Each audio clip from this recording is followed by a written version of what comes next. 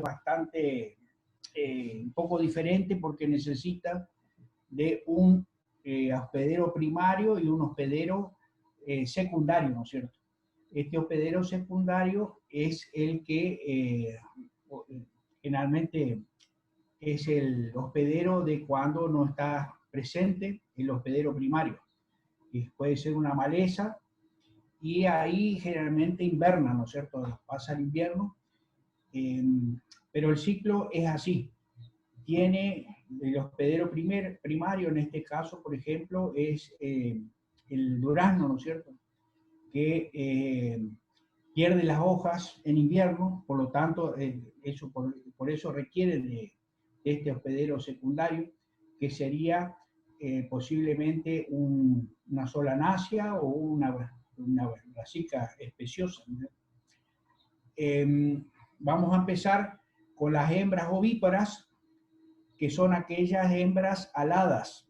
Esas hembras aladas son fecundadas por machos, y estas hembras vienen de esos hospederos secundarios, ¿no es cierto?, donde pasan el invierno. Al fecundarse, colocan los huevos en el hospedero primario.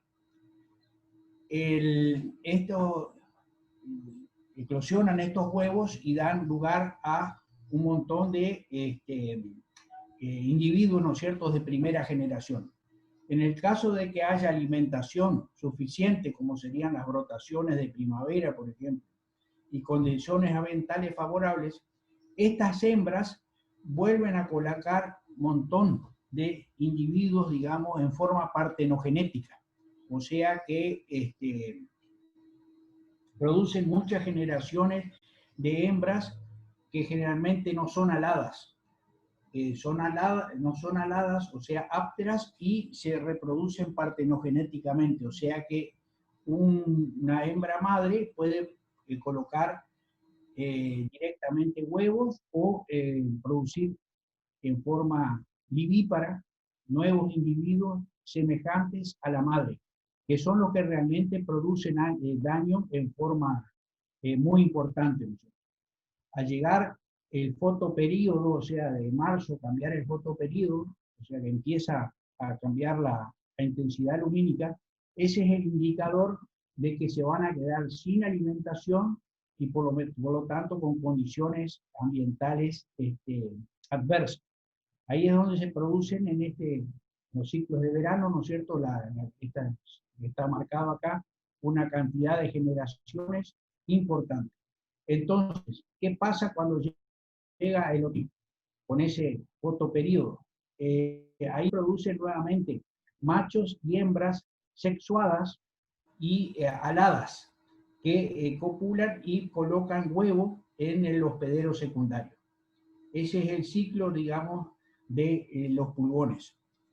Repito, requieren de 2 hospederos en los meses de primavera, verano, mientras hay condiciones de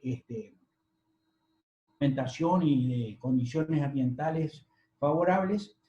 Se producen multiplicaciones de varias generaciones en los meses de verano, ¿no es cierto?, que son partenogenéticos, o sea, no necesitan de la fecundación del macho, pero son generaciones ápteras, o sea, que no tienen alas, y por lo tanto, cuando llega el otoño, con el indicador del fotoperíodo, de la intensidad lumínica, aparecen nuevamente los alados y sexuados, que son los que van a inmigrar hacia el hospedero secundario. Bueno, está claro entonces el ciclo de los pulgones. Necesitan de estos hospederos secundarios, digamos, para complementar el mismo. Bueno, pasamos entonces a las moscas.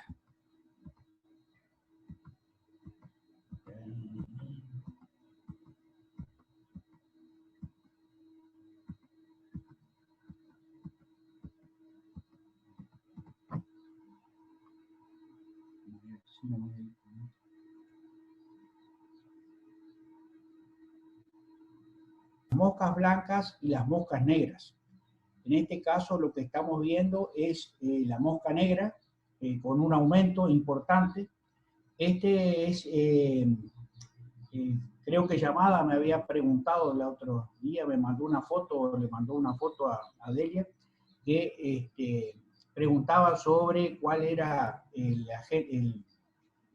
digamos, el insecto que había detectado aparentemente en unas plantas de pomelo.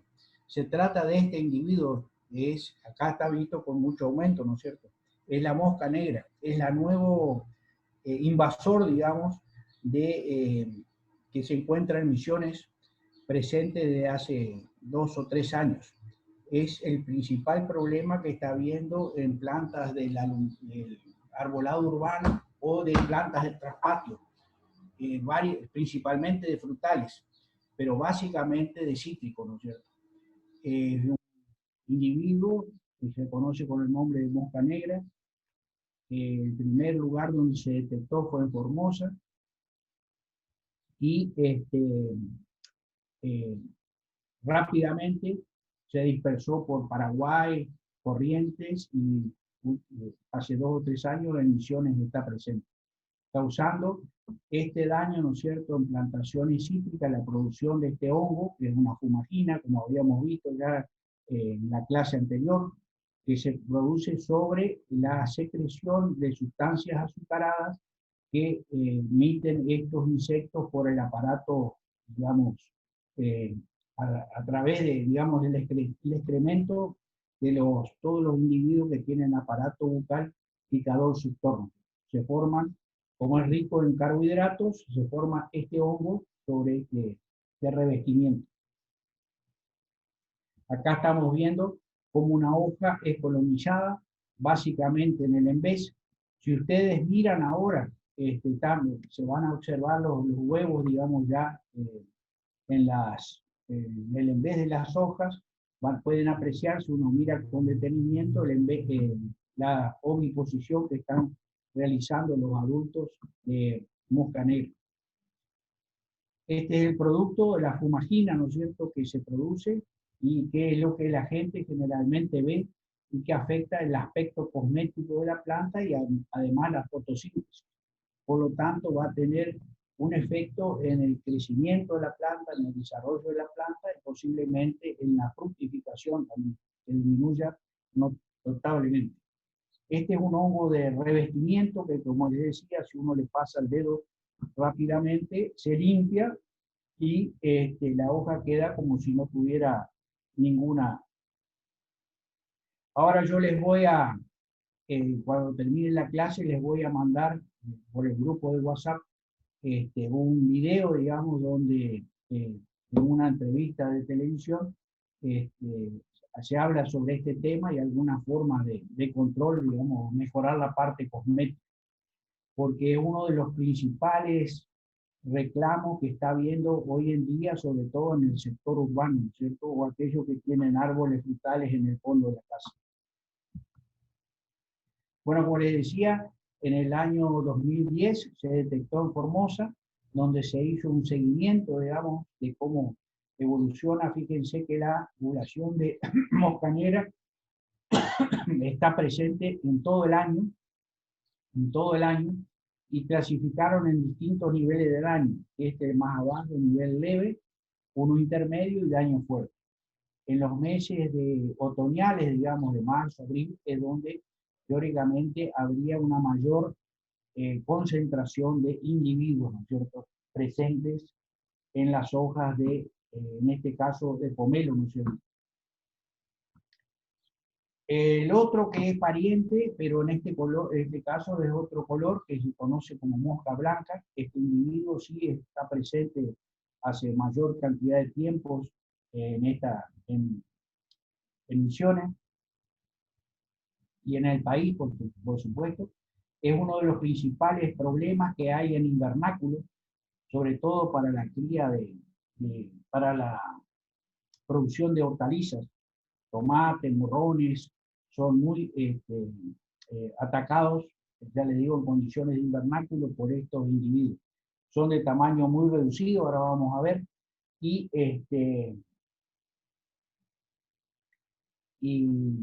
lo más importante, que son vectores de varias virosis, ¿cierto?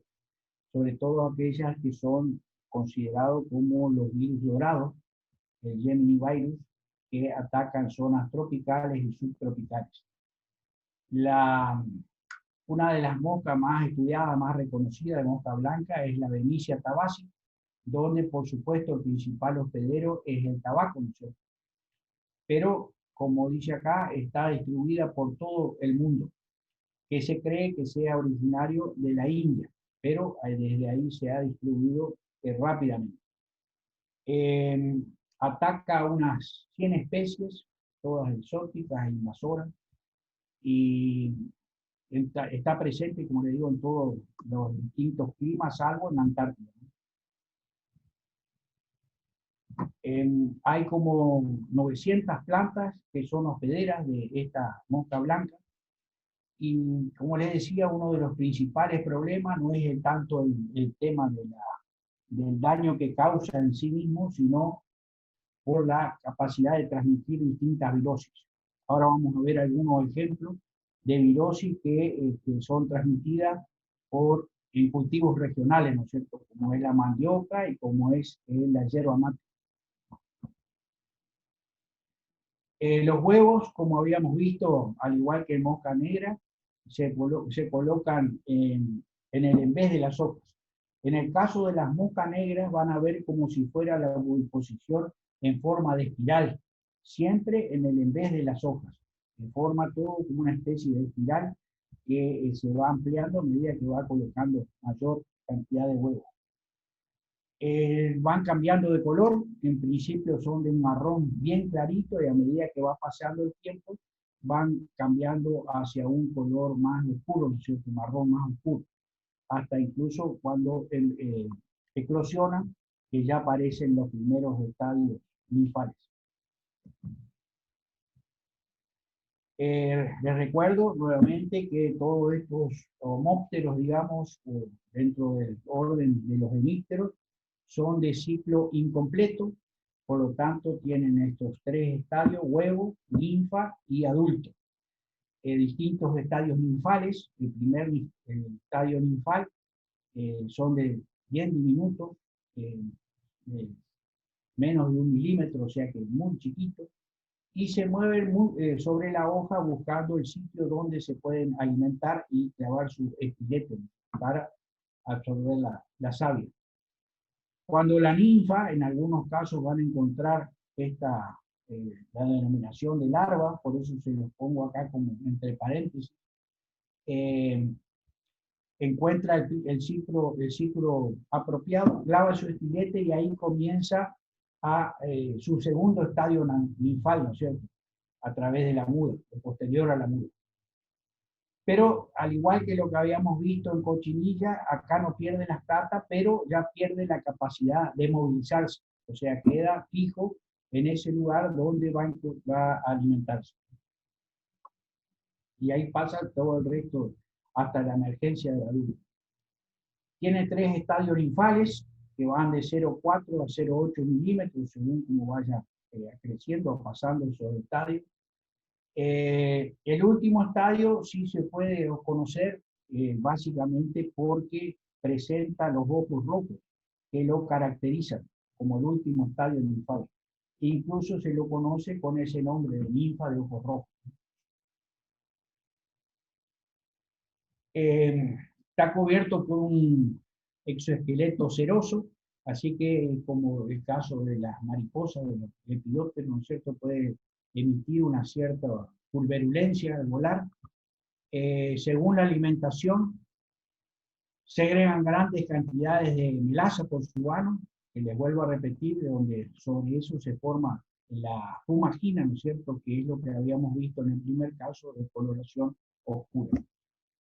Como son individuos tan diminutos, sobre todo en los invernáculos a la hora del atardecer, en los horarios vespertinos, es donde se puede ver esto como si fueran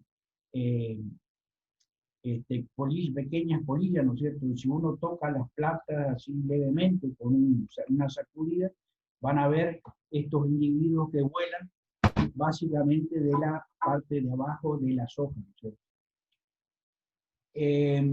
Las moscas blancas sí son apenas visibles, si uno está atento, ¿no es cierto? Pero generalmente vuelan cuando se toca al hospedero, y por eso uno lo puede observar, digamos, por esa especie como si fuera un polvo, ¿no es cierto?, que sale de la planta, pero son las moscas blancas, que ya tienen los dos pares de alas y por supuesto pueden volar con el cuerpo amarillento.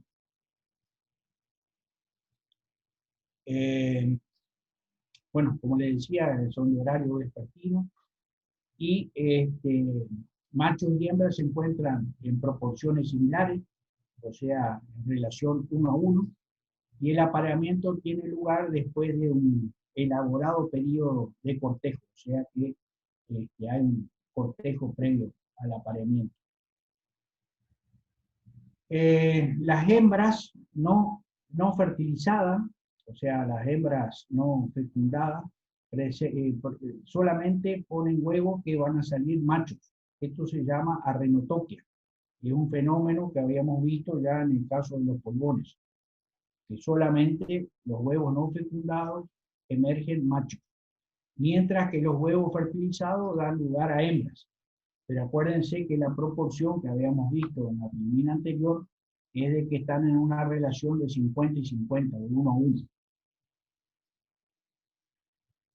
Las hembras pueden colocar hasta 200 huevos, y el ciclo tarda, según las condiciones ambientales, entre 30 y 40 días.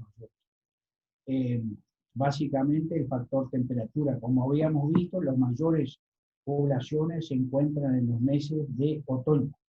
Pero ahora, si uno observa, digamos, detrás de las hojas, ya puede observar la presencia de los huevos, ¿no es cierto? Básicamente. Acá tenemos una mosca blanca, vista con aumento, por supuesto, en una hoja de tomate. Y fíjense en el daño que produce, ¿no es cierto? Como si fuera un amarillamiento en las hojas, que está debido por la succión. En esta foto C es el tamaño, digamos, es la vista natural, como son tan diminutos, ¿no es cierto?, que pueden observarse, y por supuesto el ataque intenso, que cuando no se realiza ninguna estrategia de control puede arruinar totalmente la planta y el cultivo, ¿no es cierto?, bajar los rendimientos básicamente. También en el fruto puede producir este tipo de daños, ¿no es cierto?, una especie de achatamiento, y tampoco no permite el desarrollo de parejo, digamos, de la fruta. Queda esa parte amarillenta, que es donde estuvo succionando, digamos, la savia del alimento. Como les decía, las moscas blancas son eficientes transmisores de virus. Y uno de los ejemplos que tenemos es el virus del mosaico de la mandioca, que hemos detectado acá en la provincia de Misiones, relativamente reciente, digamos, hace 3 años, que se conoce como Cassava mosaic disease, o virus, que Cassava, digamos, por el nombre del hospedero, mosaico por el síntoma que produce, y en enfermedad, ¿no es cierto?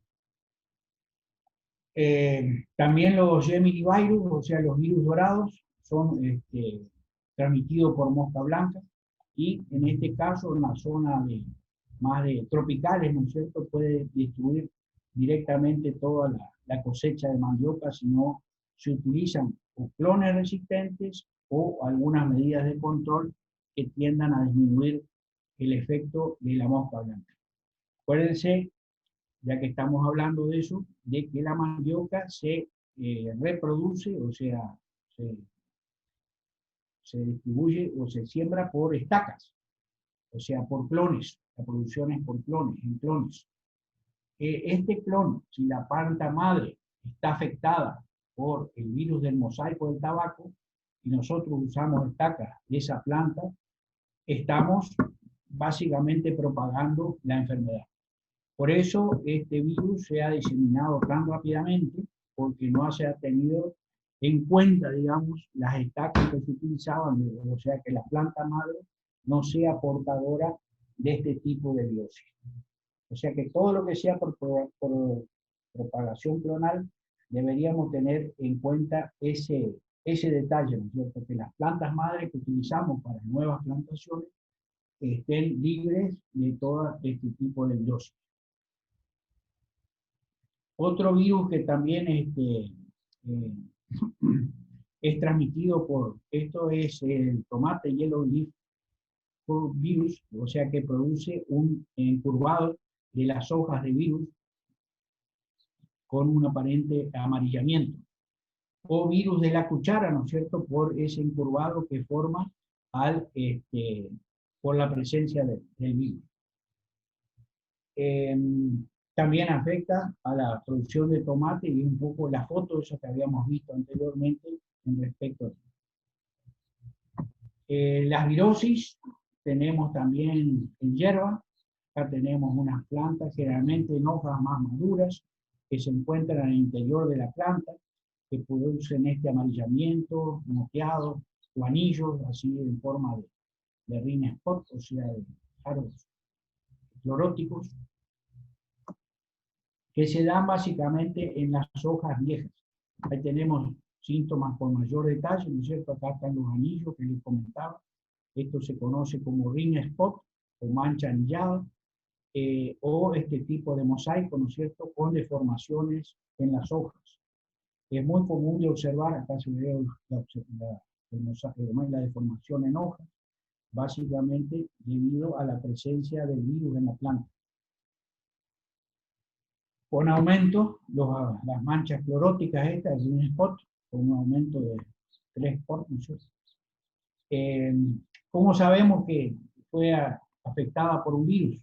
Bueno, en este caso encontramos esa sintomatología y se podaron 10 plantas, ¿no es cierto?, de hierba, porque la sospecha era que podía ser debido a una fitotoxicidad por la aplicación de algún herbicida.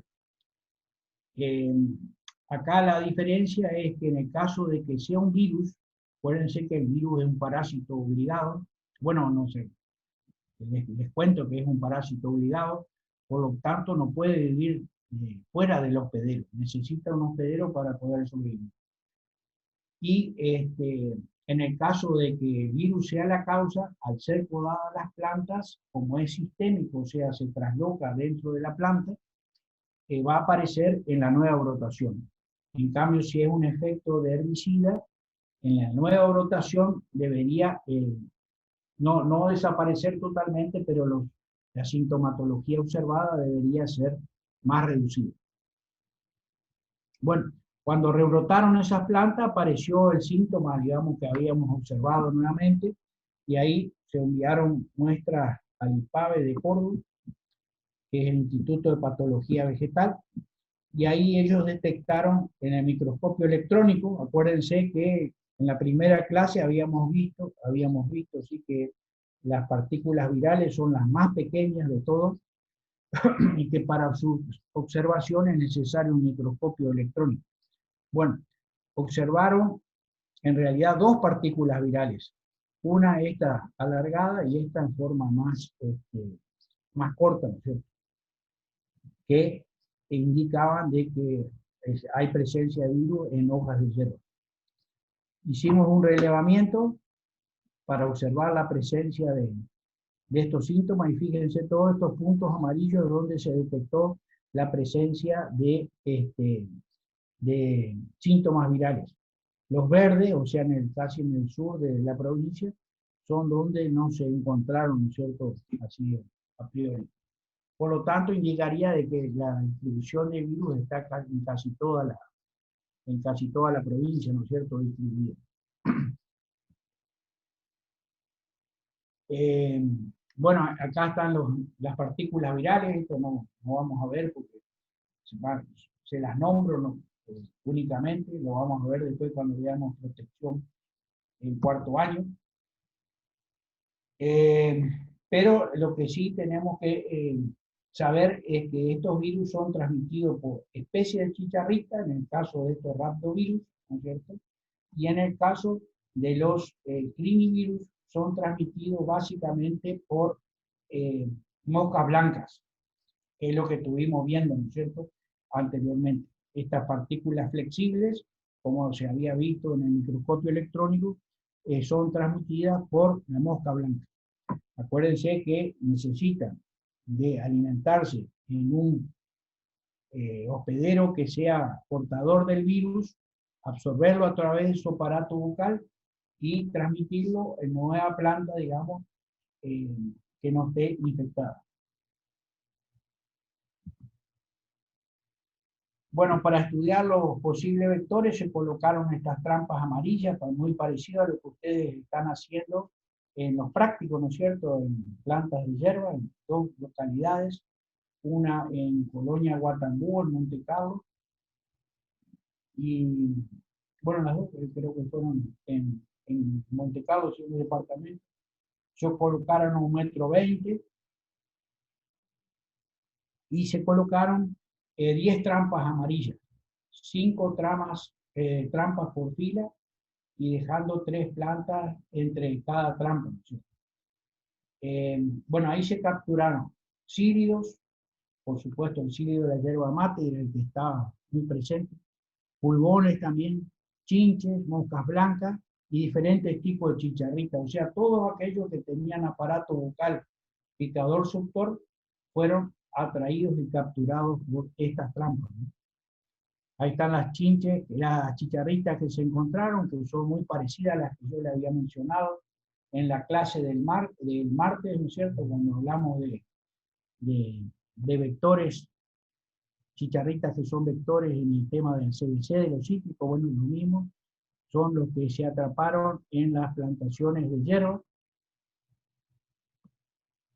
Y en las dos locaciones, y yo le decía el departamento de Monte Carlo, de marzo del 2015 a febrero del 2016, o sea, un año, se encontraron presencia de mosca blanca, ¿no es cierto? Más o menos una distribución parecida a la que observamos para mosca negra en Formosa, ¿no? En los meses de abril, mayo, junio, con altas poblaciones en Guatambú y con picos más bajos en Caraguatay, ¿no es cierto? Una plantación de... Bueno, las hojas que se encontraron en esas plantaciones fueron analizadas por el PCR, que yo les expliqué la vez pasada de qué se trataba, ¿no es cierto? Que es lo que está de moda ahora con el tema del coronavirus. La polimerasa Chain Reaction, quiere decir el PCR, de una sigla que está en inglés. Y acá está, ¿no es cierto?, en el caso del rhabdovirus, este sería el control negativo, ¿no es cierto?, donde solamente se coloca el buffer, una muestra sin sintomatología, donde no se observa la presencia de ninguna banda, muestras con síntomas y muestras con síntomas. Fíjense que la presencia de ambas bandas en este lugar está indicando que esas muestras eran positivas para este virus. Esto es lo que se hace para determinar, digamos, si uno es positivo o negativo, y relacionándolo con el virus del coronavirus, ¿no es cierto? Aquellos que tengan este tipo de bandas es lo que se considera positivo. Para otro virus, también por la misma metodología, polimerasa chain reaction de coronavirus. Fíjense que acá tenemos una muestra sin síntomas, una muestra con síntomas, pero no hay que fijarse en esta porque está presente en todas las muestras, pero sí en esta, ¿no es cierto? En esta banda que dice muestra con síntomas. Está presente en esta, pero en el resto de las muestras no está presente. Corresponde a una banda que se encuentra en los 100 pares de base.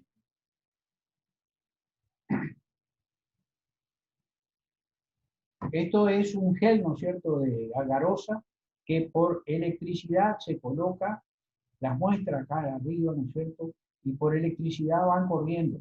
Según el peso molecular, esas se ubican, digamos, en un lugar dentro del gel. Aquellas que tienen, por ejemplo, positivo, quedan hasta acá, ¿no es cierto?, con este peso molecular, y mientras que las restantes, si no son positivas, sigue corriendo el gel hasta llegar a a su punto final. Y pasamos a los híbridos, el último grupo, digamos, que queda dentro de los homópteros, el más importante a nivel de hierba, es el que produce el rublo, o conocido como el cílido de la yerba mate. Giropsila espegaciniana es el nombre científico. Esto es importante que lo tengan en mente porque es una de las principales plagas que tenemos presentes en yerba mate y que incide, digamos, sobre los rendimientos de la plantación. Como se ve en la foto, los adultos tienen alas transparentes, son de tamaño bastante pequeño. Las hembras son un poco más largas que el macho, ¿no es cierto? Unos 3 milímetros, una décima de milímetros más larga, 3 décimas de milímetros, y de color variable entre amarillo y verde, lo cual le permite camuflarse, digamos, dentro de las hojas de hierba. Las antenas son largas, de color pardo oscuro, y las patas posteriores están adaptadas para saltar, o sea que pueden permitir ese salto. Y les recuerdo que como todos los homópteros son de metamorfosis incompleta, ¿no es cierto?, hemimetábolos. Bueno, daños por mosca blanca en mandioca, importantes. Pueden producir también en hoja de mandioca la fumagina, como lo habíamos visto, cuando hay un ataque importante, pueden producir ese tipo de daño. Y transmiten el virus del mosaico de la mandioca, ¿no es cierto? Cazaban como mosaic virus, que les decía es un virus que se ha detectado en los últimos años, ¿no es cierto? Básicamente en todos los clones que se utilizan acá, por mayor o menor intensidad.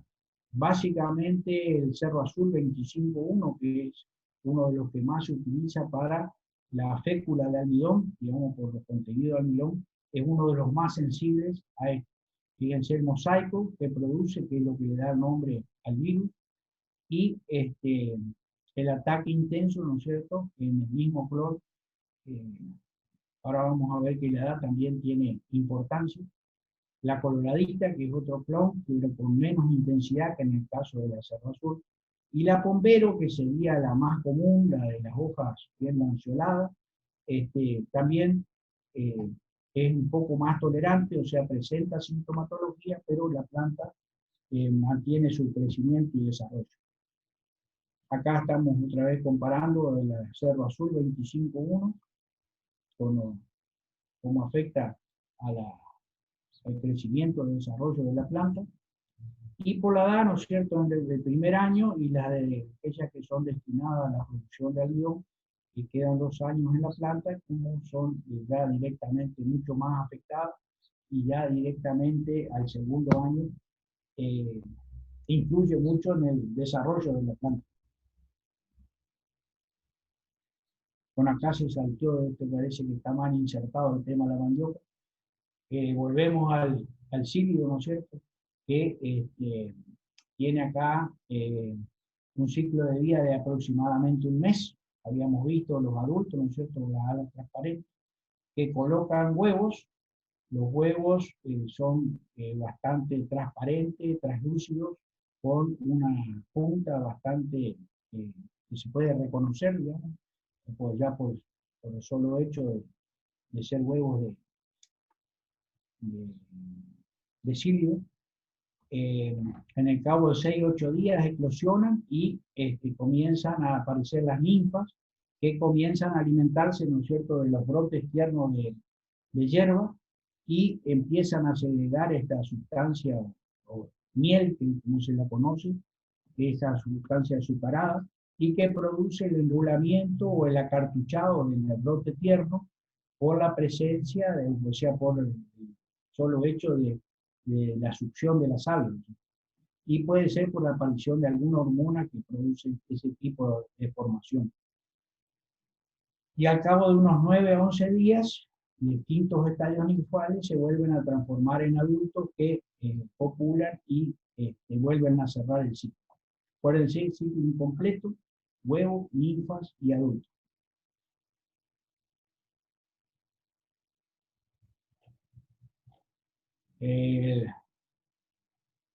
Acá es la zona más productora de hierba, digamos, donde más se lo encuentra. Paraguay, sur de Brasil y Misiones, pero está presente, digamos, en Brasil y en Argentina como reportado, no presente en otros lados del mundo. Ahí está el rocío de miel, como se lo conoce, con el típico rulo, ¿no? Y una invasión muy grande de cílidos, en este caso, ¿no es cierto?, que son los que van a atacar el brote tierno. Y por último, ya siguiendo con los cilios, llegamos a el HLB, Wang-Yongbing, que es la enfermedad de los cítricos, que no tiene cura, ¿no? Bueno, si bien no tiene cura, ahora vamos a ver que en Misiones está presente esta enfermedad, pero no está presente, pero no corresponde, no es en sí desde mi punto de vista, no es una amenaza, y por el contrario se transforma en una oportunidad. Porque vamos a ver que aparentemente existen condiciones, emisiones que no favorecen la presencia de este cílido, ¿no es cierto? Acá, en este logo, el cílido está en un ángulo de 45 grados, que significa la forma en que se posa para alimentarse en el estado adulto. Por eso está el logo en esa forma, ¿no es cierto?, con el cílido posado en un ángulo de 45. Pero acuérdense que es una enfermedad en los cítricos que no tiene cura. Esta enfermedad está causada por bacterias, pero en este caso la bacteria está en el floema, perdón. Habíamos visto que el CBC tenía las bacterias, pero en los bases del xilema. En este caso la bacteria se encuentra en el floema. El nombre es Candidatus liberibacter. Hay varias especies, el americano, el africano, el asiático.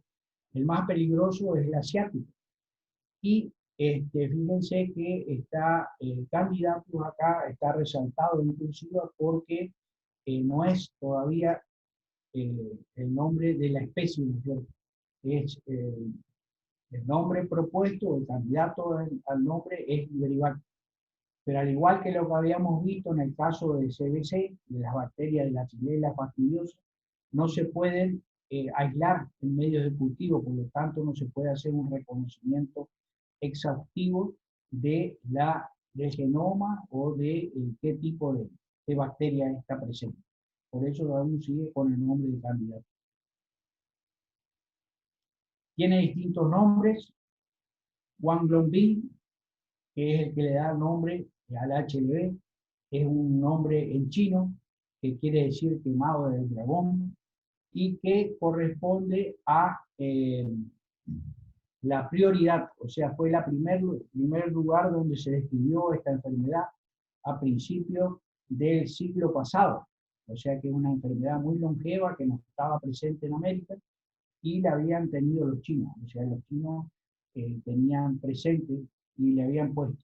A nivel del mundo tiene otros nombres como Grimming, moteado, difuso, Lycopene, degeneración del floema, pero estos serían en este caso sinonimias del HLB, que es lo que se debería utilizar técnica y científicamente.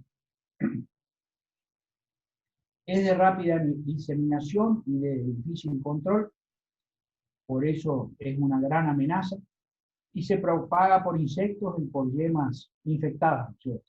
A lo mismo que les decía en el caso de mandioca, todos los frutales se propagan clonalmente. Por lo tanto, las yemas infectadas son una de las principales fuentes de diseminación que existe en en el mundo, ¿no es cierto?, para este tipo de enfermedades. Bueno, afecta a los cítricos, está presente en el floema, en los vasos del floema, y está transmitida por un vector que se llama Diaforina citris. Acá está es un cílido que tiene estas características, como les decía, se para en 45 grados, se posa en 45 grados para alimentarse, de color marrón oscuro, digamos, la cole, y también se alimenta este mismo cílido, se alimenta también en los mirtos, en la morralla paniculata. Lo que pasa es que el mirto es asintomático, o sea, puede ser portador de la bacteria, pero no mostrar ninguna sintomatología. El tema es que el mirto es muy cultivado acá en Misiones como una planta ornamental, también conocido como jazmín árabe. En cambio, en cítricos, sí produce una sintomatología que, si bien no llega a producir la mortandad del árbol, los hace totalmente improductivos comercialmente. Bueno, como les decía, una bacteria del floema, gram negativa, fueron identificadas las 3 especies que les comentaba, la africana, la asiática y la americana. Esta americana fue encontrada en Brasil cuando apareció la enfermedad en el 2004 y son transmitidas por este cílido. Bueno, acá como fue distribuyéndose, en Brasil, como les decía, en 2004, después asaltó en Florida en el 2005. En esta zona, que es de muchos huracanes, hubo una rápida diseminación. Básicamente se cree porque esos huracanes incidieron en la distribución de los cílidos infectados, por lo tanto apareció rápidamente en Cuba, en República Dominicana, en Belice, en México, todo más o menos en el mismo tiempo, ¿no es cierto? Otros países como Honduras, en noviembre del 2009, Nicaragua, febrero del 2010, también está presente en Sudáfrica, pero con otra, ¿no es cierto?, otra especie, que es la Liberibacter africana, y básicamente, como les decía, originaria en China, ¿no? Bueno, es una amenaza porque la enfermedad, una vez que el cílido se alimenta en un brote de cítricos, la enfermedad tarda entre 6 a 3 años en incubarse. Esto significa de que en 3 años recién va a aparecer la primera sintomatología. Mientras tanto, esta planta es portadora de la bacteria y por lo tanto es fuente de infección para otros cílidos, digamos, que vengan a alimentarse, y por lo tanto, después de ahí, transmitir hacia otra planta sana. El primer síntoma que se observa es unos brotes amarillentos. Es una enfermedad que es bastante fácil de monitorear, digamos, porque se sobresalen estos síntomas amarillos cuando la plantación está bien cuidada, ¿no es cierto? Sobresale rápidamente. Posteriormente empiezan a distribuirse los síntomas por el resto de la planta, hasta llegar a este estado, digamos, donde es improductivo comercialmente. Y ya ahí sirve solamente para leña, ¿no? Este es un ejemplo de una plantación en Cuba, donde básicamente por efecto del HLB se perdió toda la plantación y solamente quedó esto para hacer carbón, ¿no? Con los troncos de los árboles cítricos. Esto así es así de evidente, digamos, de fuerte, porque la enfermedad ahí es muy, muy severa, y llega a hacer las plantas improductivas totalmente. Produce frutas de tamaño pequeño y también una deformación de la fruta con las semillas generalmente tienden a abortar. Hay un corrimiento del centro y con una presencia de goma en el albedo, sería acá, endocarpio, ¿sí? acá con las semillas abortadas y un corrimiento del centro, ¿no es cierto?, que es lo que básicamente se ve. Y si ustedes observan y tienen un poco de imaginación, fíjense que la distribución de los brotes amarillos en la planta es como si fuera la forma de un dragón. Y según dicen que por eso le dieron los chinos esto de como quemado del dragón, que tiene dos interpretaciones. Uno sería como las llamas del dragón que queman el brote, y el otro es como que la distribución de los brotes amarillos en la planta es como si se semejara a la figura de un dragón. Bueno, ya no es una amenaza, es una realidad, porque en el 2012 se la encontró tanto a las diasporinas, ¿no es cierto?, alimentándose en plantas de cítricos, y que están presentes también en todo el sur de Brasil y en Paraguay. Y también, como les decía, está presente la enfermedad en el sur de Brasil, en Paraguay, y también tenemos el mirto, como les decía, es muy plantado en Misiones, esta planta también es una rutácea, de la misma familia que los cítricos, al igual que el guacambú sería también de la rutácea, y es portadora asintomática, por lo tanto puede ser poseedora de la bacteria sin necesidad de mostrar síntomas, pero puede ser un foco de infección importante para las plantaciones. Acá está la resolución de SENASA del 2009 que decía de que no se pueden propagar nuevas plantaciones de cítricos, sin embargo, está presente, digamos, por varios lados, incluso en el arbolado urbano, ¿no? Y esto pone en peligro toda la citricultura de la Argentina. Se estima que son casi 3 millones de toneladas lo que se produce a nivel país. Esto sería también unas 138.000 hectáreas distribuido en naranja, mandarina, pomelo, limón. Eso a nivel país, ¿no es cierto?, básicamente. Hay 100.000 empleos en el país. En Misiones, se calculó exportaciones de fruta en cítrico por 13 millones de dólares en esta década, y luego empezó a disminuir, ¿no es cierto?, por otros factores más bien económicos, no por causa de la enfermedad. Y así pone en peligro, digamos, todo lo que es la citricultura a nivel nacional.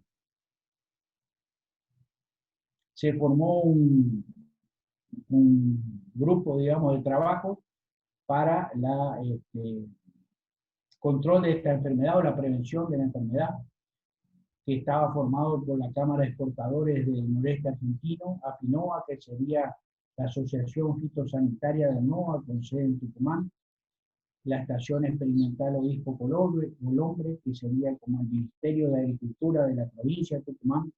Acuérdense que Tucumán es el principal exportador de cítricos de la Argentina, básicamente en la producción del limón.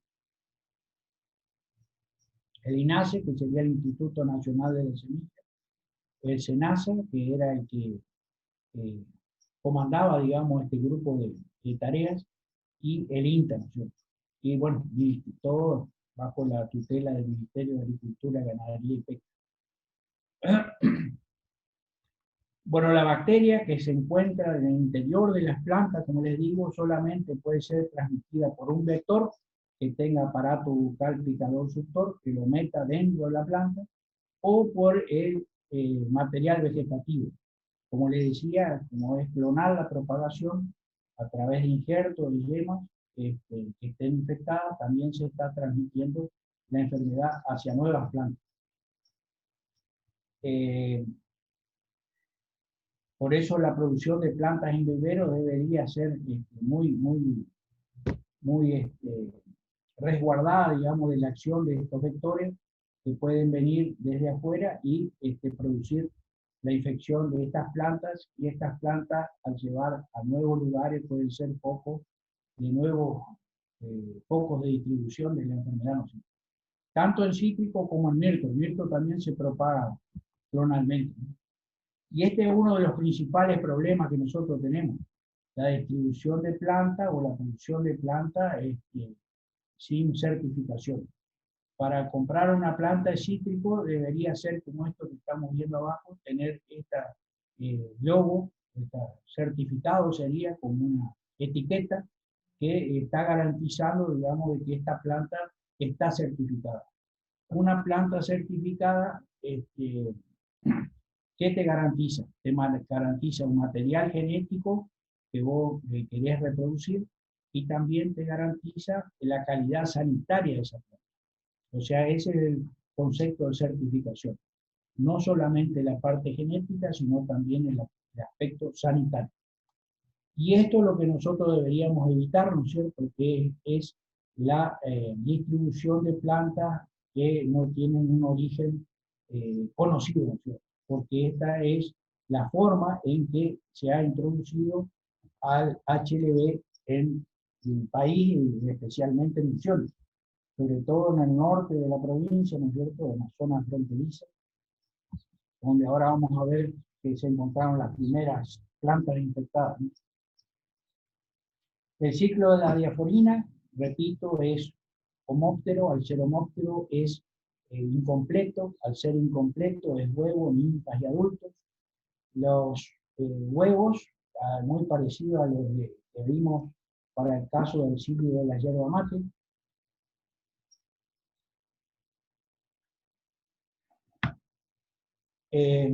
Distintos estadios ninfales. Observen, digamos, que en los estadios más avanzados ya se observa también la presencia de estos ojos simples, digamos, que son bien rojos, ¿no es cierto?, que sobresalen del color amarillo que tiene la ninfa. Como vimos, también si bien no pierden las patas, son inmóviles una vez que comienzan a alimentarse y ahí quedan hasta aparecer el adulto. Producen al igual que los cítricos, digamos, rocío de miel, que es esa sustancia azucarada sobre la cual se puede formar fumagina, y luego el adulto, ¿no es cierto?, que vuelvo a repetir, estos son los colores típicos del adulto, y se pone en posición de 45 grados para alimentarse. Acá está incluso con la cabeza, digamos, hacia abajo, alimentándose en estas hojas. ¿Cómo evolucionan los síntomas? Bueno, como lo había dicho, aparece esos primeros brotes ahí, luego que aparece que ha picado la diaforina. Generalmente utilizan los brotes tiernos para alimentarse, y los síntomas se incuban, como les decía, desde 6 meses a 3 años. Por lo tanto, una planta, por más que parezca sana, puede ser portadora de la bacteria y ser fuente de infección para otras chicharritas que vengan a alimentarse y de ahí lo distribuyan hacia otras plantas cítricas. Luego los síntomas comienzan a distribuirse por el resto de la planta, ¿no es cierto? Ya la planta, fíjense, se torna casi improductiva y finaliza, digamos, con ya improductiva comercialmente, sin producción de fruta. Las frutas, yo me había olvidado decirle que además de ser deformadas, son de tamaño pequeño, digamos, también son muy ácidas y tampoco no sirven ni para hacer jugo. Esta es la sintomatología en hojas. Se caracteriza a un costado verde, enfrente tenemos un parche amarillento. Acá también amarillo de este lado, de este otro lado, y verde, ¿no es cierto?, normal. Y esa es una de las sintomatologías principales, que en algunos casos es bastante confusa y también se puede confundir con síntomas de deficiencia de nutricionales. Acá ya hay un amarillamiento mucho más marcado, pero con el ojo se los puede reconocer, ¿no? Ahí tenemos los síntomas en frutos, hay una inversión de color, el color empieza a cambiar desde arriba hacia abajo. La presencia de gomas, ahí en la colmela, digamos, en la fruta. además de la deformación, acá tenemos la presencia de goma, caída de frutos, que es muy importante cuando la planta ya está atacada, hay aborto de semillas, las semillas que se vuelven, no germinan, ¿verdad? Y se armó el programa nacional con estas instituciones, les decía, que mencioné hoy anteriormente. ¿Cuáles serían los componentes del programa? Capacitación y difusión, monitoreo del agente causal y su vector a campo, detección del agente causal en laboratorio, producción de material de propagación libre de la bacteria y plantas certificadas. Es un poco lo que cambió, digamos, en la parte de vivero con la producción de plantas. Antes se hacía a cielo abierto, a partir de la aparición de estas enfermedades, la producción de la planta se hace bajo invernáculo con cubierta de antiácidos, digamos, que no permiten la entrada de pulgones o de este tipo de vectores, digamos, que transmiten enfermedades. Y un proceso de fiscalización que está realizado por el SENASA, que sería el control y tratar de evitar la introducción de todo este material extraño que demostré en el camioncito, ¿no es cierto? Se puede encontrar, sobre todo en el caso de emisiones. Y la parte de investigación y desarrollo para tratar de buscar alternativas, digamos, para el control de esta enfermedad. Bueno, los procesos de capacitaciones se trajeron brasileros, este es un francés que estuvo muy... Y generalmente, como era una enfermedad nueva, muy concurrida en los procesos de capacitación para alertar sobre la sintomatología, sobre cómo es el proceso de la enfermedad, cómo se puede prevenir, todo ese tipo de cosas, y sobre todo reconocimiento del vector, ¿no es cierto? Ese era uno de los principales puntos de estos procesos de capacitación. Ahí está con otras, en todas las provincias productoras de cítricos se realizaron estos procesos de capacitación, tanto para productores como para, digamos, técnicos, digamos, que asesoran a la producción citrícola. Pero el principal problema generalmente está dado por el común de la gente. El común de la gente a veces no tiene la conciencia y hace la compra de estos materiales, que pueden no solamente ser cítricos, pueden ser otras especies, de la mente orquídea, helechos, que traen desde otros lugares y también con eso están introduciendo algunos de estos problemas, ¿no es cierto?, que vienen aparejados. Por lo tanto, estos procesos de capacitación son importantes o de difusión para que la parte de común de la gente que no está relacionada al cultivo en sí, tengan conocimiento de cómo se va, de cuál es el peligro que tiene la introducción de material. En Salta y Jujuy, por ejemplo, se hizo todo un proceso de renovación o de erradicación de los mirtos, digamos, como hospedero alternativo, y se les entregaba a aquellos lugares donde se erradicaba una planta o una planta de árbol nativo, digamos, como alternativa para la plantación. Esto también en Corrientes, también se implementó, sobre todo en aquellas ciudades o lugares o colonias donde hay colonias citrícolas. El vector, o sea, la diaforina, fíjense que está presente en todas las zonas citrícolas del país. Sin embargo, Misiones, fíjense, está bastante libre de lo que es la enfermedad. Hay mucho en Corrientes, hay mucho en la zona de Entre Ríos, sur de Corrientes, Entre Ríos, que es una zona importante productora, y Tucumán, que es la zona también productora de limones, también tiene libre de la enfermedad. Hay algo de poblaciones del vector en Salta y Formosa, también relativamente bastante poco. Esta característica de que haya pocos vectores en Misiones es lo que yo les comentaba al inicio, cuando empezamos a hablar de este problema, de que podría ser una alternativa interesante de producción o una oportunidad para Misiones.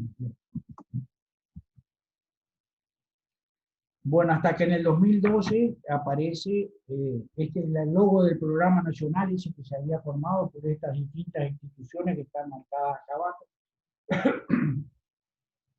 Este era el logo que significaba una mano, ¿no es cierto?, con una naranja, tratando de parar la introducción en este caso, del HLV, hasta que lamentablemente en el año 2012, en junio de 2012 exactamente, apareció acá sobre la ruta 101, cercano a Andresito, la primera planta positivo de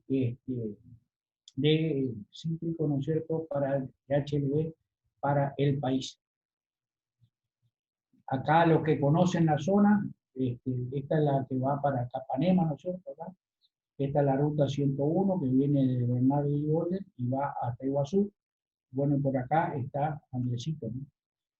Bueno, acá en la zona de Deseado, como se la conoce a este lugar, se encontró la primera planta positiva.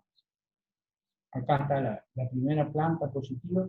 Fíjense que el resto de la plantación es una plantación de hierba alrededor, por lo tanto una planta de traspatio directamente que se había plantado cerca de la casa de Gonzalo Pará.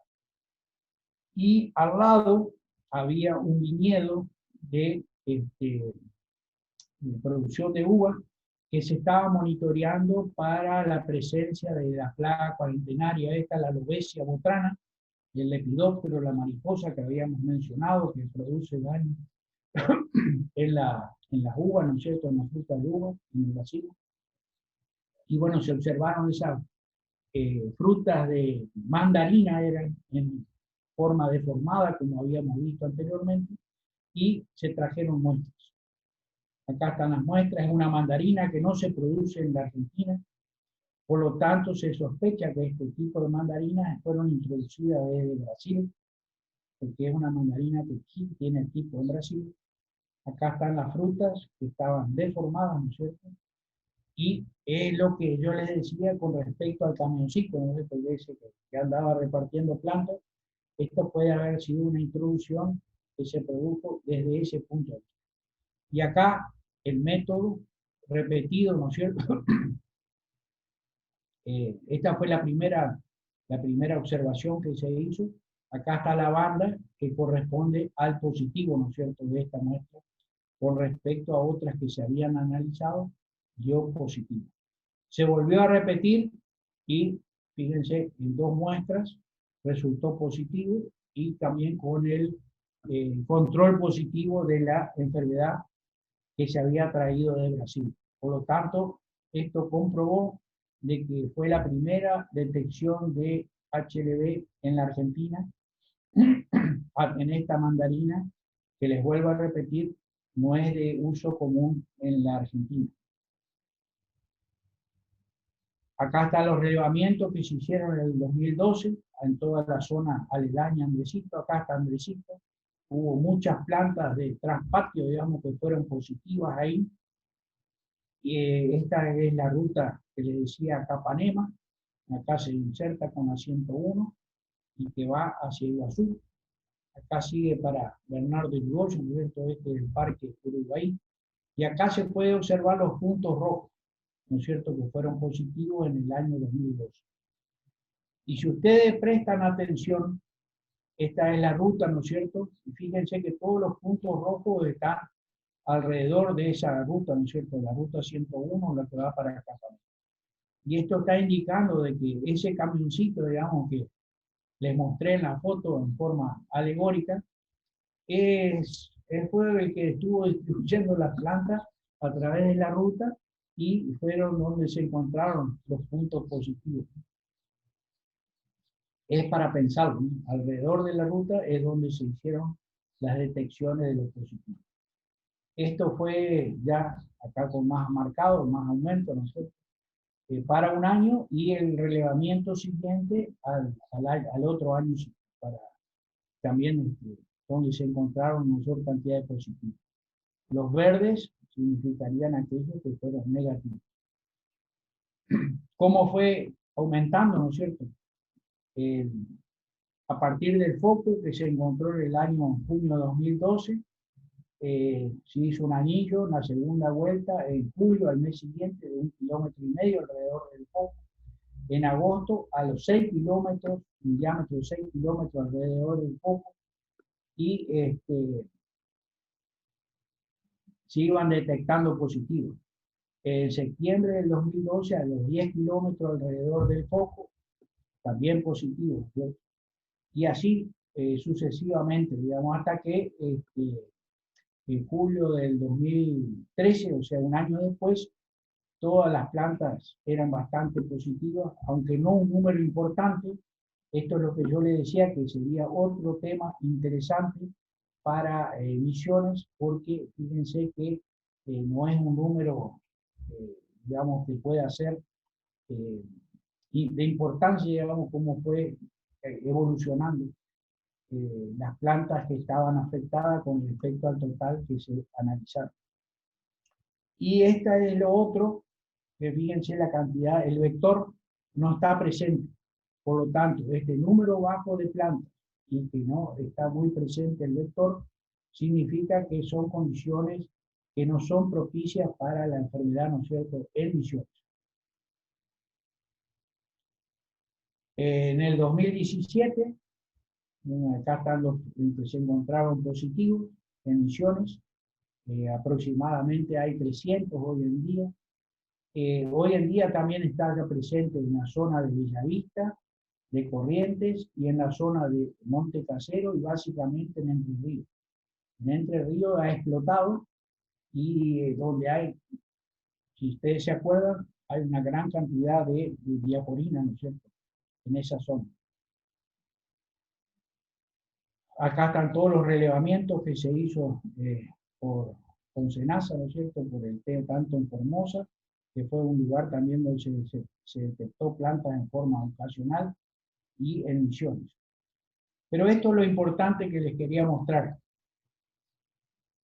Junio de 2015 aparecen 2 plantas en una plantación de mandarina, también sobre la ruta 101, que está acá a unos 50 metros aproximadamente de esta plantación, también en la zona de Piñalito, o sea, cercano a Andresito, y aparecen 2 plantas acá en digamos, en la bordura, en la primera fila de esta plantación de mandarina nova, en junio de 2015.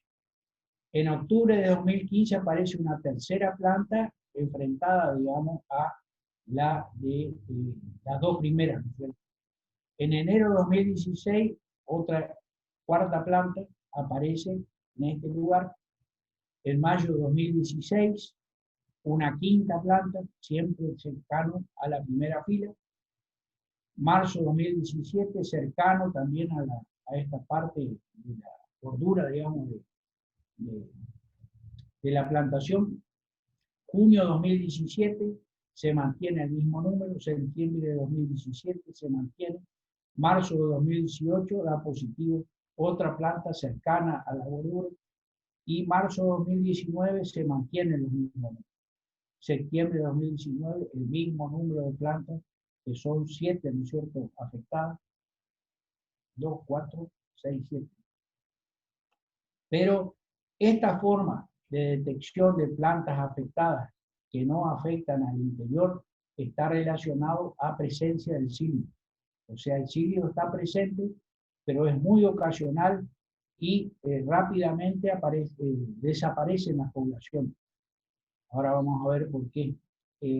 Esto sería el índice de diseminación en la provincia, 0,66 en algo más de 2 años, o sea, 27 meses con respecto. Si uno compara Misiones, que sería en este caso, ¿no es cierto?, con Florida, que es Estados Unidos, con Brasil, que es San Pablo, que son lugares donde está muy afectado, o México, con la producción de limas, básicamente, donde también el porcentaje de pérdida es muy importante. ¿Cómo es la dispersión en kilómetros por mes? En Florida es de 34 kilómetros por mes, por la presencia del vector, ¿no es cierto?, básicamente.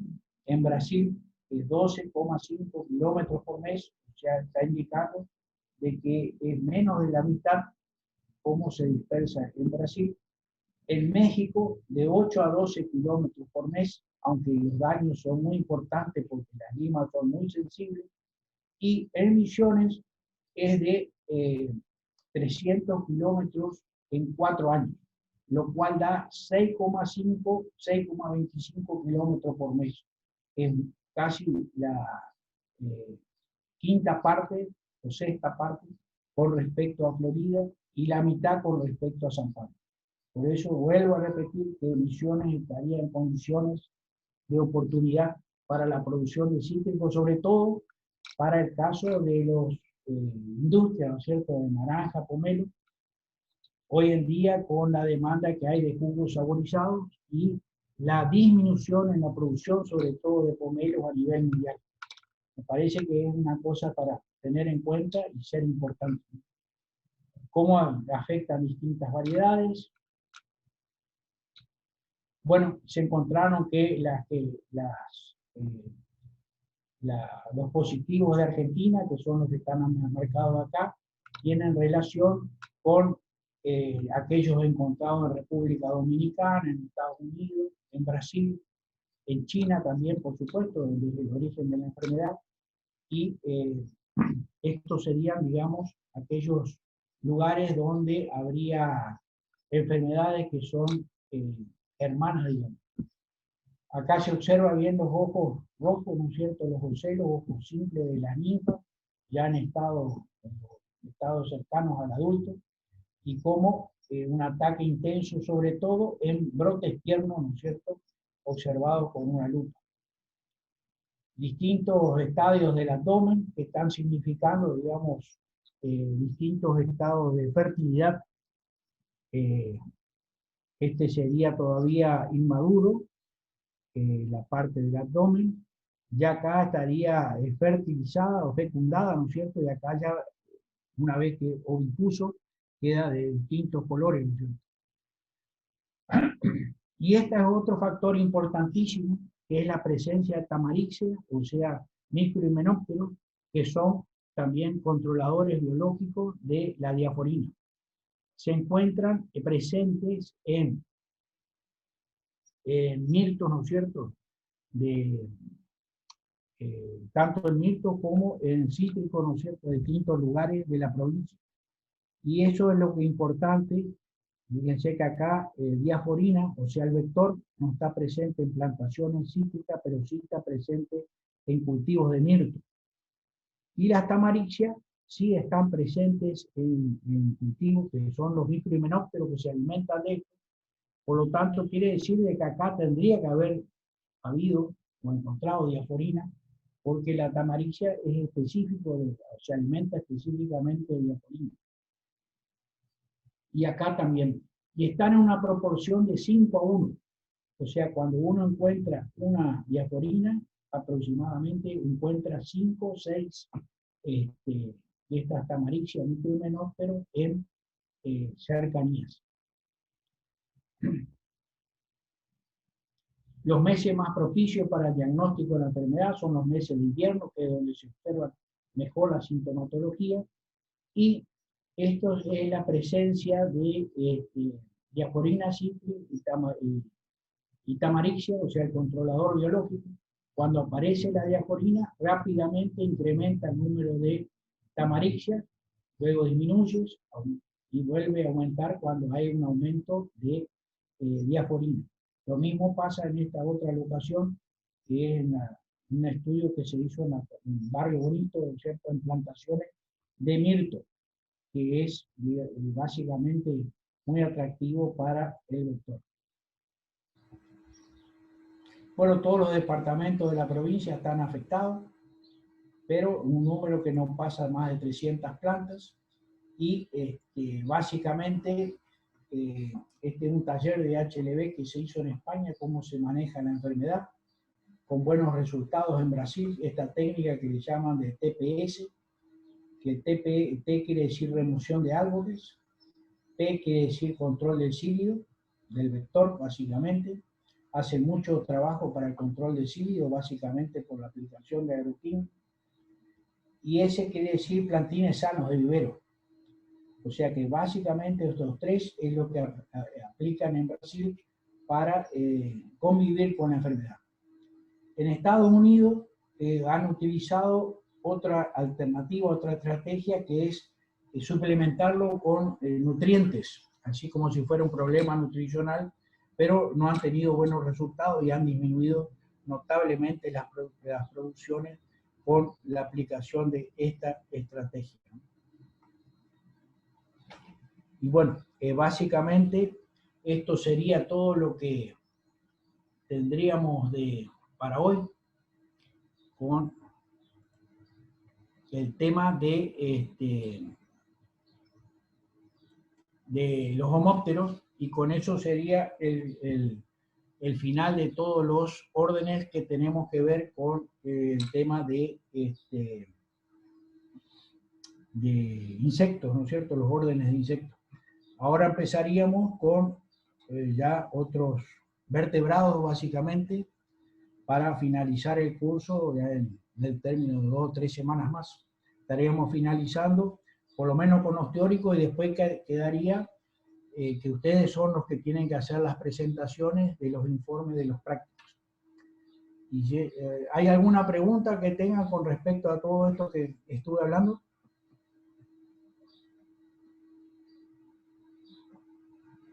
Hola, Juan Pedro. Sí. A ver, te habla. ¿Qué tal? Ahí cuando Sí.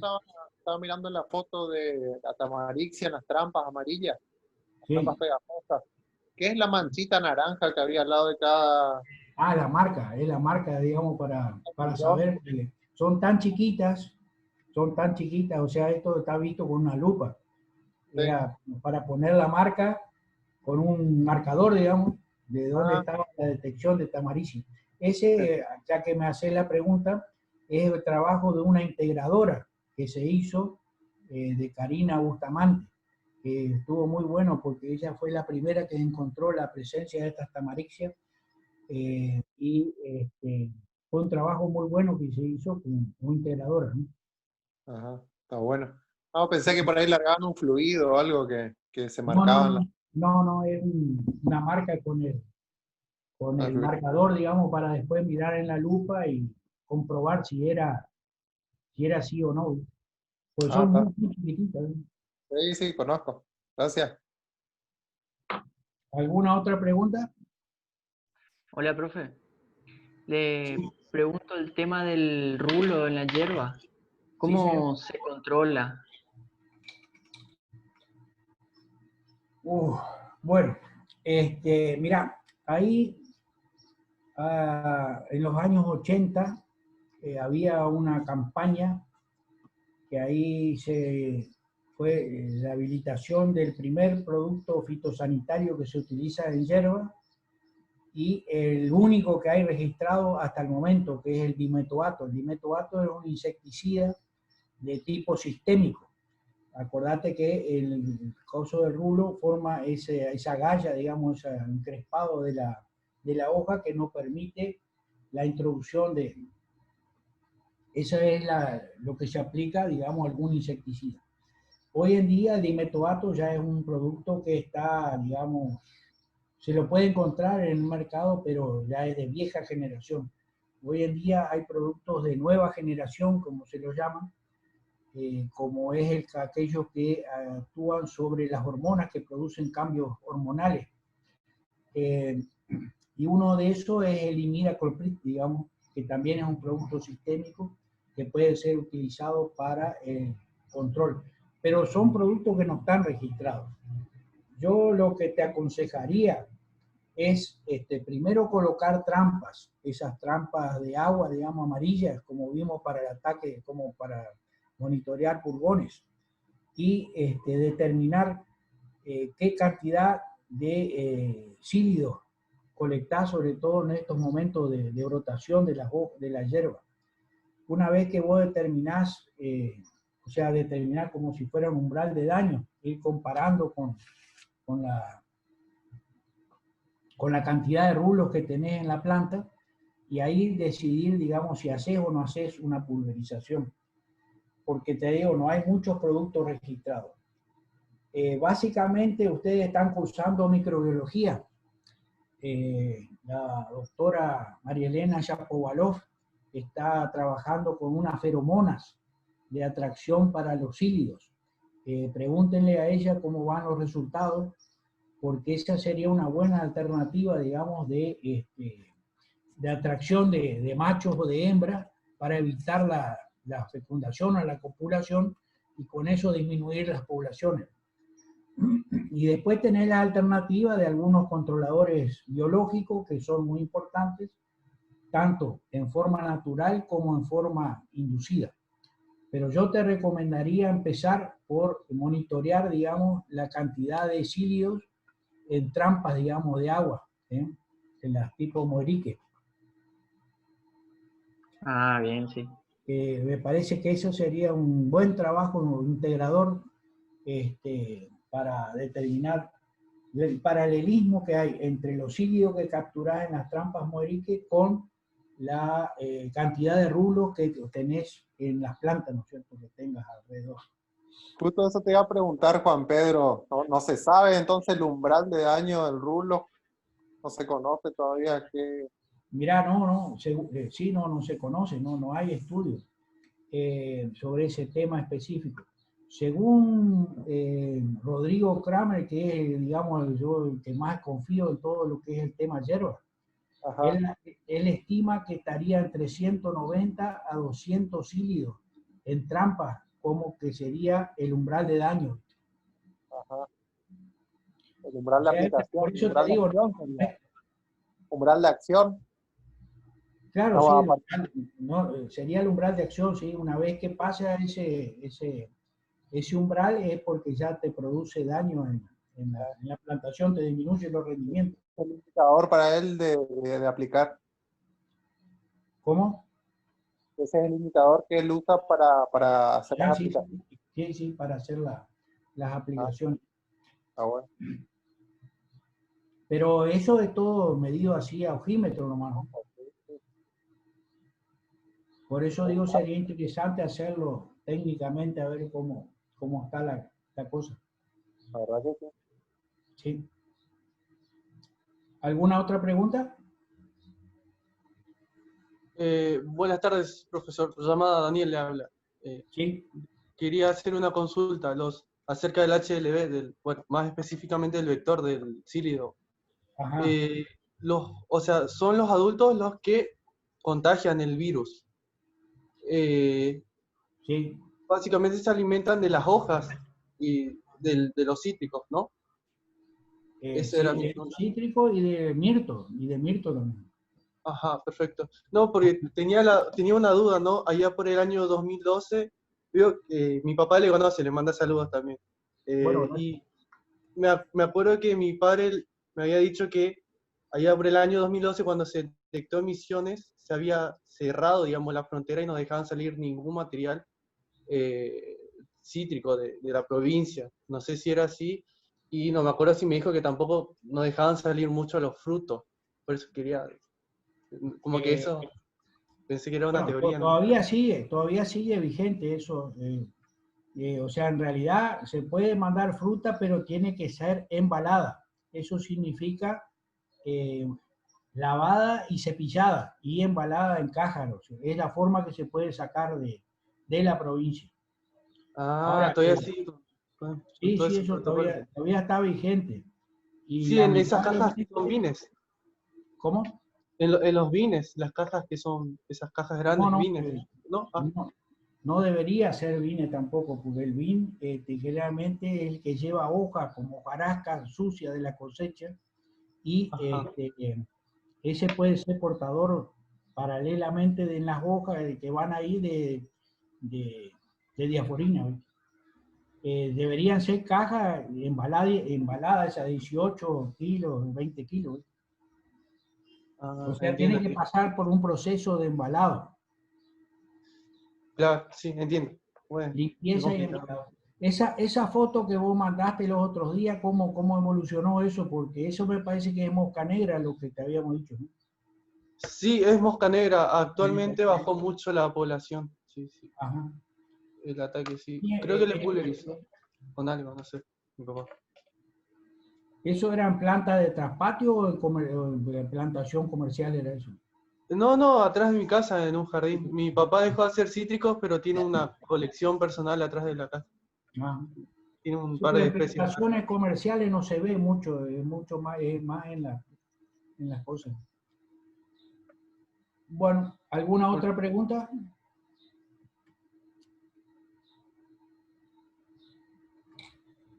Bueno, si en estos minutos que quedan, vamos a ver cómo está funcionando el tema de las, de las trampas. A ver, quién estaría. Vamos a ver, vamos a elegir alguno acá. El grupo 12, Ríos, Carlos, Friedrich y Junton Kevin. A ver, cuéntenos un poco, a ver cómo está eso. Buenas, profe. ¿Qué tal? Bien, el sistema de trampas, a mí me tocó, por ejemplo, yo estoy en Bonplan y a mí me tocaron las trampas de vinagre de manzana y dos cromáticas, una de de las cromáticas azules y las cromáticas amarillas. La verdad que las cromáticas cazaron ¿Vos sos bastante de Boca? pocos insectos. ¿Cómo? ¿Vos sos de Boca? Güey? Perdón, no lo entendí. Si sos de Boca por el color azul y amarillo, digo. Ah, sí, sí, elegí por eso. Ah, está mal, está mal. Bueno, Y bueno, y con eso, la verdad que las cromáticas bastante pocos insectos cazaron y el vinagre de manzana sí, sí funcionó bastante bien. Bueno, con todo el grupo colocamos las trampas en zonas boscosas prácticamente. Yo lo puse en la chacra de mi abuelo, donde hay hectáreas que nunca se tocaron, que nunca fueron labradas ni nada. Y la verdad que la recolección de insectos que se dieron con las trampas de vinagre fueron bastante altas. No así con las cromáticas, pero bastante bien. y vos la cromática, porque decís que es por la grasa que no funcionó, porque no trajeron nomás.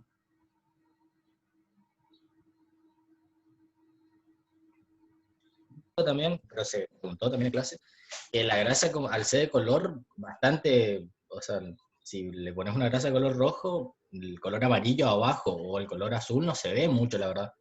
De Ah, ahí sí. algunas cosas cazaron, pero no sé si fueron de rebote nomás Pero o por tanta grasa color, le ¿no? pusiste que no tenían color, güey.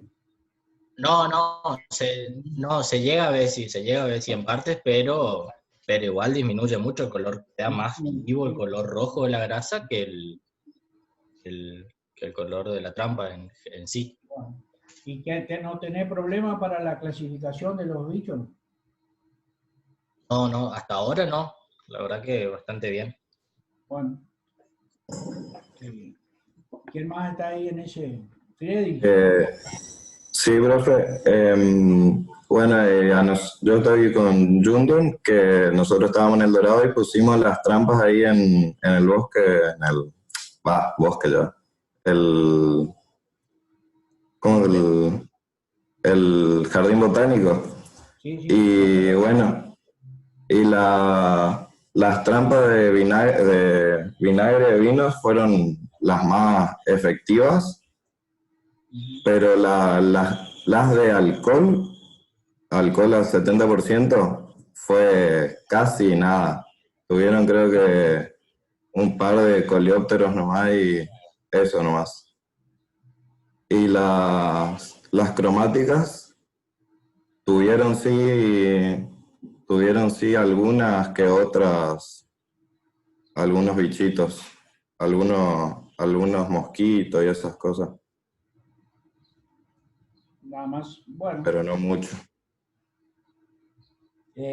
acordate de mencionar, digamos, cuando haga la descripción de dónde colgaste las trampas, la altura y más o menos las especies, algo que tenga ahí más cerca donde pusiste.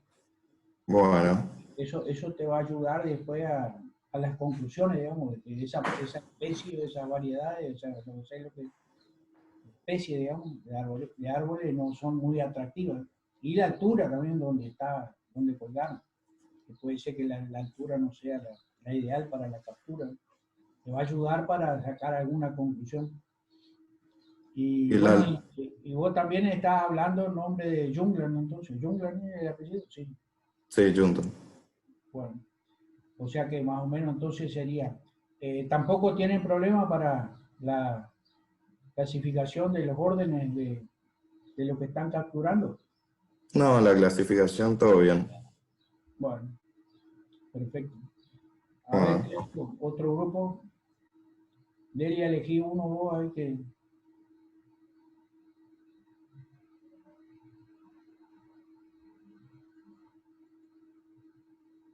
A ver. Hola, ¿cómo andan? Y bueno, ahí el grupo de Kroll, Silvana, está Weber también, eh, Miranda, Weiss.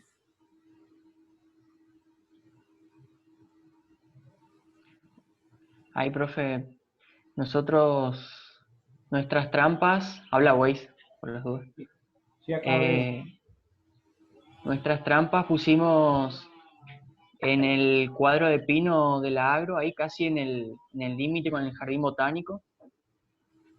Ahí pusimos todas nuestras trampas y por ahí lo más raro, nosotros en primer conteo tuvimos poco en las cromáticas y por ahí en los otros conteos sí como que hubo mayor captura, no sé a qué se debe porque la altura es la misma, la cantidad de grasa también es la misma y bueno, pero tuvimos ese incremento en los últimos conteos. Y bueno, ahí vas a tener que relacionar con algún factor climático posiblemente.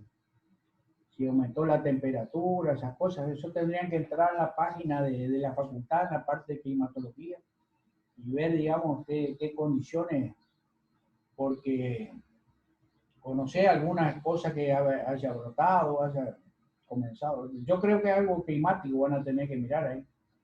¿Y vos con quién pusiste? ¿Vos solo pusiste o alguno más de tu grupo te puso ahí? Nosotros los 4 integrantes de nuestro grupo estamos acá en El Dorado Ah, son los cuatro y ahí. Ujú. sí, sí, estamos, o sea, no somos de acá, pero estamos acá desde que, o sea, todo el tiempo estamos acá y bueno, y ahí pusimos en el mismo lugar nuestras trampas. Así Ah, ya es perfecto. el... O sea que vos estás hablando por los cuatro, entonces. Y si los otros no hablan, sí. Bueno, está bien. ¿Alguno más del grupo que quiera aportar algo más ahí? Acuérdense entonces eso de mirar un poco la parte climática, cómo varió entre una y otra semana, para justificar un poco ahí el aumento ese, a qué se debe. ¿Te parece? ¿Qué les parece? Sí, sí, sí, sí, eso por ahí tenemos que tener en cuenta y ver. Bueno. Eh, ¿Qué otro grupo hay por ahí disponible?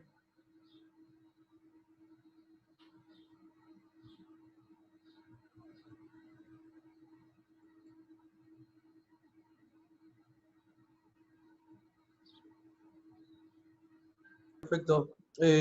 Somos dos de Dorado, uno de San Ignacio y uno de Jardín América.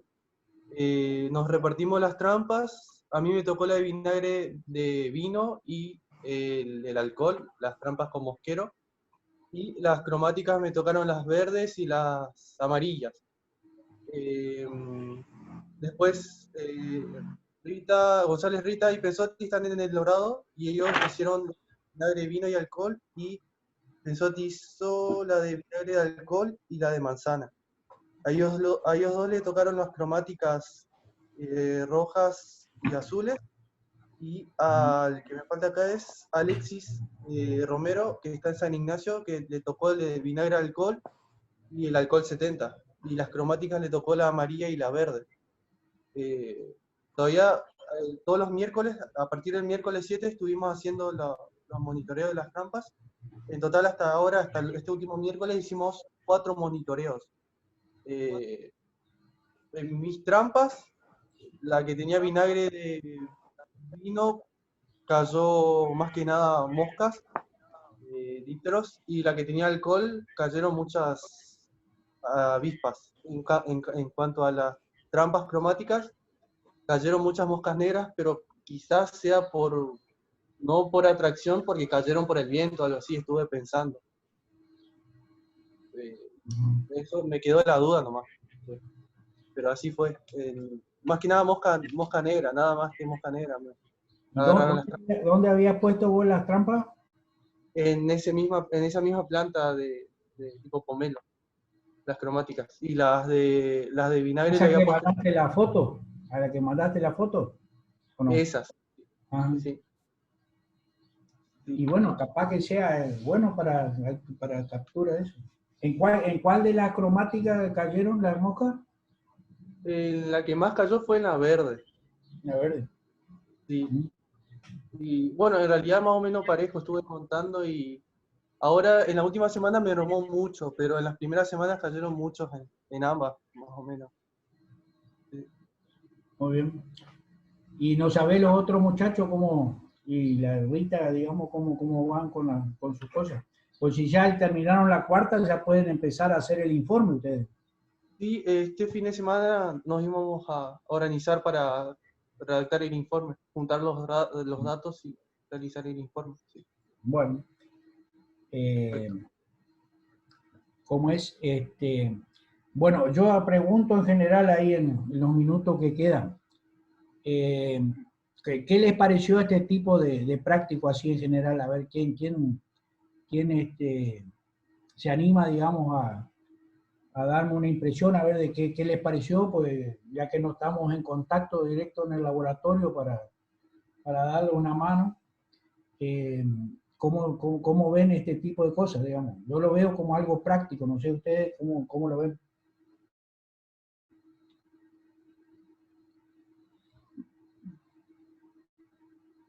A ver, ¿qué dice Tobías dos Santos?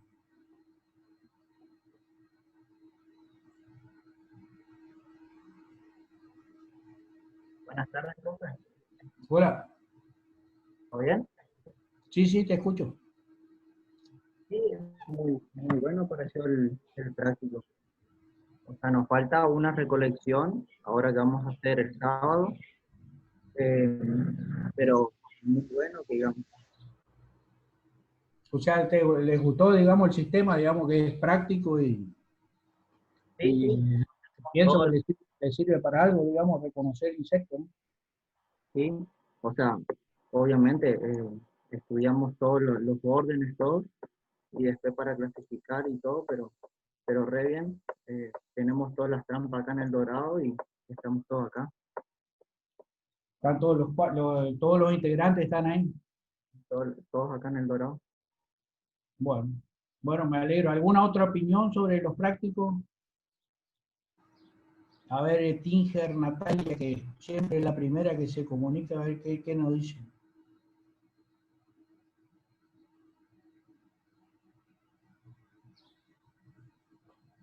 Hola, profe. ¿Qué tal? Mis trampas, a mí me había tocado las cromáticas, la azul y la roja, que, o sea, entre las veces que estaba mirando una vez a la semana, no es que cayó mucho, y después en la alcohol al 70% no cayó casi nada. En la que más cayó sí fue en la de vinagre de manzana, que eso sí hubo muchísimo, todas las 3 veces ahora que miré las trampas. Pero yo te preguntaba sobre qué opinabas sobre los prácticos, esta forma así de, Ah, si estabas de acuerdo. no, a mí me parece muy interesante, o sea, es como que aprendemos mucho. Yo estoy re contenta, digamos, como con la cursada hasta ahora. Bueno, Y la que no podemos estar en la facultad, como deberíamos. y sí es lo que pudimos hacer, digamos, con todo este sistema ya que esperemos que resulte, que sea provecho para ustedes, digamos, porque ustedes son los beneficiarios de esto, deberían ser la... Bueno, gracias Natalia. Y Sosa Marcela, ¿qué nos dice? Hola, profe, ¿se escucha? Hola. Sí, sí. Te Y escuchamos. sobre los prácticos, bueno, sí, opino como mis compañeros también que es tan bueno y nos sirve mucho para aprender. Yo soy del grupo de Tobías, nosotros estamos en El Dorado y pusimos las trampas juntos. Ah, coincidió. Bueno, entonces, esta semana no le vamos a dar ninguna consigna, vamos a esperar la semana que viene. Acuérdense que tienen que contestar lo de la langosta, que todavía no vi que haya muchas contestaciones. Y bueno, si no hay alguna otra pregunta, alguna consulta, nos despediríamos hasta el martes, digamos, pues tenemos examen ahora a las 4 con alguna pregunta, alguna consulta.